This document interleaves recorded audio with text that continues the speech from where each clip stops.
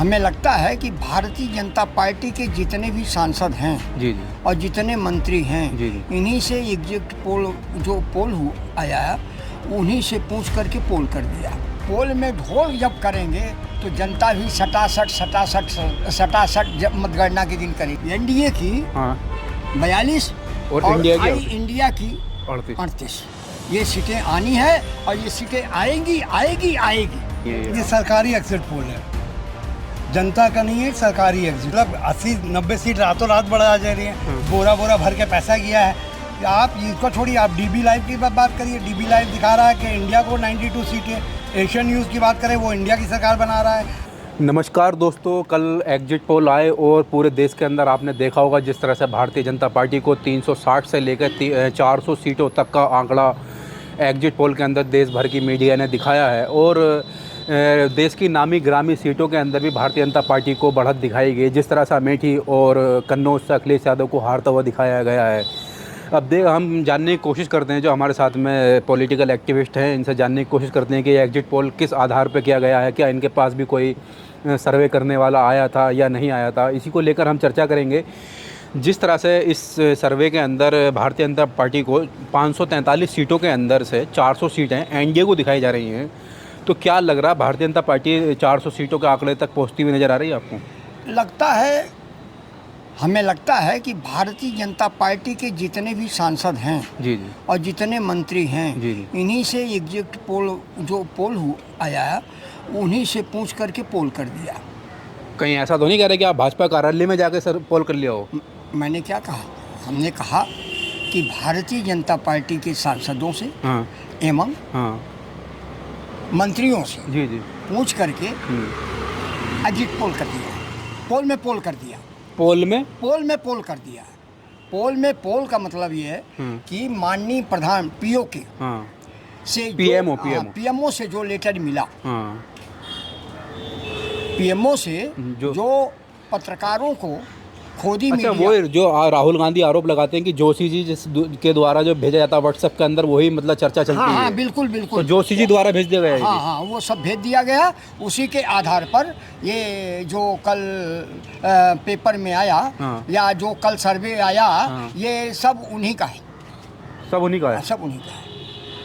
तो कितनी सीटें लग रही हैं आपको? जिस तरह से जनता के बीच में आप रह रहे हैं, आप भी खुद नागरिक हैं, देश के वरिष्ठ नागरिक हैं, तो जनता बातचीत करने के बाद क्या लगता है आपको एनडीए कितनी 400 में से, चलो उन्होंने 400 बताई, तो आपके अंदाजे से कितनी सीट आ रही हैं? देखिए बहुत ज़्यादा होगा एनडीए को तो 240-45 तक आ सकता है। 240-45 और कम से कम 2.25 तक हम लोग हो सकते हैं। इंडिया 350? हाँ 350 सरकार बनाने की स्थिति में? हाँ बिल्कुल। हम आज का नहीं देख रहे हैं, हम लगभग घूम चुके हैं और आधा यूपी से ज़्यादा मैं घूमा हूँ। मैं भी एक जगह वो और भी जगह गया था, दूसरे प्रदेशों में भी गया था। वहाँ भी मैंने देखा है कि इनकी हवा बिल्कुल नहीं है। अब हमें लगता है कहीं न कहीं ये पोल में ढोल जब करेंगे तो जनता भी सटासट जब मतगणना के दिन करेगी। अच्छा, उत्तर प्रदेश के अंदर 67 से लेकर 73 सीटें तक भारतीय जनता पार्टी को और एनडीए गठबंधन को दिखाई गई है। तो इंडिया गठबंधन की 7 से लेकर और 13 सीटें आ सकती हैं। तो क्या कन्नौज से अखिलेश यादव की भी हार बताई जा रही है इस गठबंधन के अंदर, और अमेठी से फिर दोबारा से स्मृति ईरानी को जीता हुआ दिखाया जा रहा है, तो फिर सुपड़ा साफ हो जाएगा बिल्कुल पूरे देश? नहीं, ये देखिए मेरा स्पष्ट मानना है कि उत्तर प्रदेश में 42 और 38। 42 किसकी? 42 भाजपा की, 38 हमारी आनी चाहिए। इंडिया की 38? इंडिया, हाँ एनडीए, हाँ एनडीए की 42 और इंडिया की 38। ये सीटें आनी है और ये सीटें आएगी। अच्छा, एक सवाल ये भी है कि साउथ के अंदर जहां भारतीय जनता पार्टी का संगठन नहीं, केरल के अंदर 3 से लेकर 5 सीटें दिखाई गई हैं और तमिलनाडु के अंदर 7 से लेकर 11 सीटें तक दिखाई गई हैं, जहां भारतीय जनता पार्टी को प्रत्याशी तक नहीं है। आपको शायद नहीं मालूम क्या? कल जब दिल्ली में सारी सीटों की बात हो गई तो आपस में पत्रकारों ने कहा कि प्लस भी हो सकते हैं, तो किसी ने कहा कि अब तो सीटें नहीं बची, प्लस कहाँ से होंगी? ऐसी भी आई। अरे तो हो सकता है रामू टेंट हाउस से मंगवा लें कुछ सीटें। और रामू टेंट हाउस नहीं, बेटामू टेंट हाउस से सीटें आएंगी और जनता सटासट 4 तारीख को दिखाएगी। हाँ, 4 तारीख को सटासट दिखाएगी। कल सर्वे आपने देखा ही होगा, पूरे देश की नज़रें एग्जिट पोल के ऊपर थी। जिस तरह से एग्जिट पोल के अंदर 400 सीटें तक भारतीय जनता पार्टी को दिखाई गई, तो क्या है मोदी जी का खुश करने के लिए 400 सीटें दिखाई गई हैं? ये सरकारी एग्जिट पोल है, जनता का नहीं है, सरकारी एग्जिट पोल है। इसको लेकर अखिलेश यादव ने भी ट्वीट किया कि ये जिलाधिकारियों के ऊपर दबाव बनाने के लिए ऐसा एग्जिट पोल आया है। बिल्कुल सही कह रहे हैं वो, डीएमई में सब काम में लग जाएंगे। और ये पूंजीपति की सारी चैनल्स हैं, पूंजीपति की सरकार है, तो ये दिखा रही है 400 पार भी करा दे रही है। शर्म नहीं आ रहा? अभी तक बोल रहे थे कि इस बार इनका कम होगा सीट, अब 300 सीट। अच्छा, अभी मतलब एक हफ्ता पहले जब उनका एबीपी न्यूज़ के सी वोटर का सर्वे करते हैं, उनसे पूछा गया था कि कितनी सीट आ रही हैं, तो पहले वो कहने लगे थे कि 400 तो दूर की बात है। इस बार अब चर्चा इस बात को लेकर होने लगी कि बहुमत भी आएगा या नहीं आएगा। लेकिन अब वही चैनल जो है फिर दोबारा 400 पार ले गए। वही सीडीएस वाले संजय भी बोल रहे थे कि बहुमत के आसपास होंगे, उसके बाद 400 दिखा रहे हैं, 353 दिखा रहे हैं। मतलब 80-90 सीट रातों रात बढ़ा जा रही है।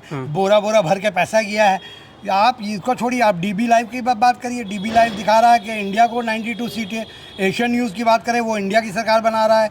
उसके बाद आप पोल ट्रैकर का बात करें, वो इंडिया की सरकार बना रहा है। आनंद वर्धन सिंह का बात करें, वो इंडिया की सरकार बना रहा है। योगेंद्र यादव की बातें करें, वो इंडिया सरकार बना रहा है। एक सवाल ये भी उठता है ना, एग्जिट पोल की क्रेडिबिलिटी क्या है? कुछ नहीं है क्रेडिबिलिटी। पहले हुआ करती थी, अब खत्म हो गई है। नहीं, पहले भी क्या होती, 2004 में अटल बिहारी वाजपेयी जी की सरकार बनवा रहे थे, लेकिन बन गई कांग्रेस सरकार। 2009 में फिर भारतीय जनता पार्टी की सरकार बनवा रहे थे, फिर कांग्रेस की सरकार रिपीट हुई। बंगाल में वो 120 दे रहे थे सारे लोग, बीजेपी को आई 77।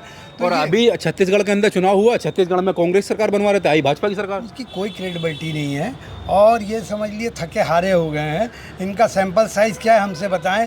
20,000 आदमी लोगों का सैंपल साइज अगर मान लिया हमने कि 1 करोड़ लोगों से ही पूछते हैं, लेकिन वोटर तो 80 करोड़ है देश के अंदर, तो 80 करोड़ वोटर का फैसला 1 करोड़ लोग कैसे कर सकते हैं? कर सकते हैं? ये बिल्कुल घपला है, बैठ के घर में करते हैं। 20,000 40,000 का सैंपल साइज होता है इनका, 60,000 का। और ये 100 करोड़ लोगों का अंदाज़ा लगाना बहुत मुश्किल है। इसके अलावा चुनाव आयोग का भी इसमें हाथ है, जो 2 फेज का 12 दिन के बाद डाटा देते हैं 2.5 करोड़ बढ़ा के, वो भी सेट हुआ जा सकता है। ये भी भूलिएगा मत आप।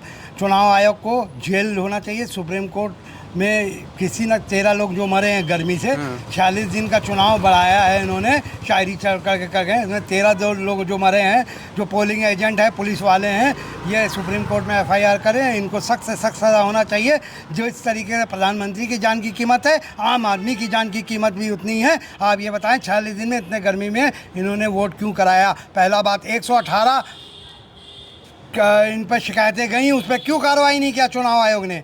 आप बताइए, शुरू के दिन सुप्रीम कोर्ट ने कहा था कि आप रहिए, हम रहेंगे और एक प्रधानमंत्री रहेगा, तो प्रधानमंत्री ने क्यों हटाया चुनाव आयोग को और कानून लाके अपना कर दिया? इनका खेल करने का पहले ही दिन था।